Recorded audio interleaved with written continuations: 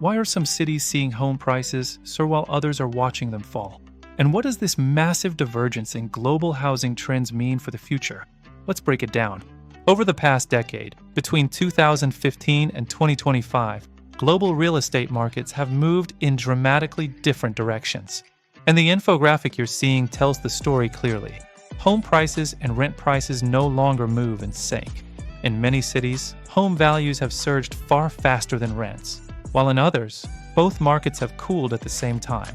Let's start with the biggest standout, Miami. Miami leads the entire world with an astounding 93.1% increase in real home prices over the last decade. That's nearly double the growth seen in most major cities.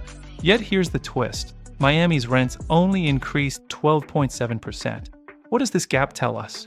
It signals a market driven heavily by ownership demand, buyers, investors, and migration, far more than by local rental fundamentals. Miami's boom is driven by lifestyle migration, tax advantages, and global investor appeal, not soaring rent demand. But Miami isn't alone. Toronto saw home prices jump 48% while rents rose just 8.3%, and Vancouver recorded a 39.7% increase in home prices versus 21.9% in rents. Across North America, buyers consistently outpaced renters, fueling rising home values even when rent growth remained modest. Now let's look at Europe, where the story becomes more complicated. If Miami leads in home price growth, Madrid dominates the rental side. Over the last decade, Madrid's rents skyrocketed 48%, the fastest rise globally. Home prices there jumped about 42%, but the rental surge was driven by something different: tourism growth and booming short-term rentals, pushing rent demand sharply upward. Meanwhile, cities like Zurich, Munich, Amsterdam, and Frankfurt all saw strong, steady increases in both home and rent prices, levels that reflect tight supply, economic stability, and consistent demand.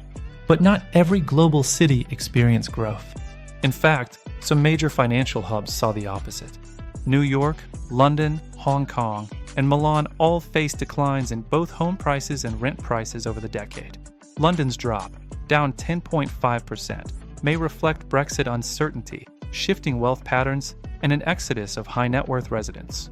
New York's decline in both metrics reflects softening demand and affordability pressures that pushed many residents outward.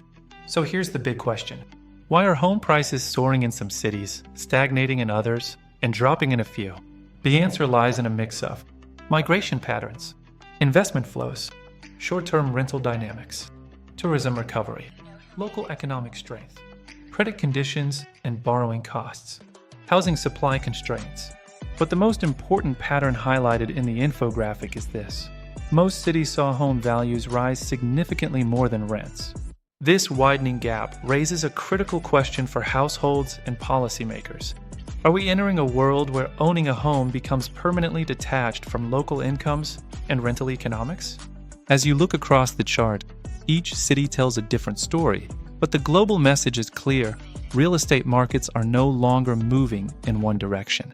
They're splitting into winners, stagnators, and decliners. So, what does all this mean for the future?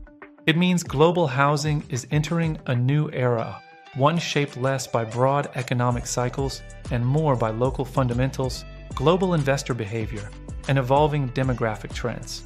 Some cities will continue to soar, others will rebalance, and a few may struggle to regain momentum. The real question now is, where does your city fall on this map? And what does that mean for your next move as a renter, homeowner, or investor? Because understanding these trends isn't just about data. It's about preparing for the future of where we live, work, and build wealth.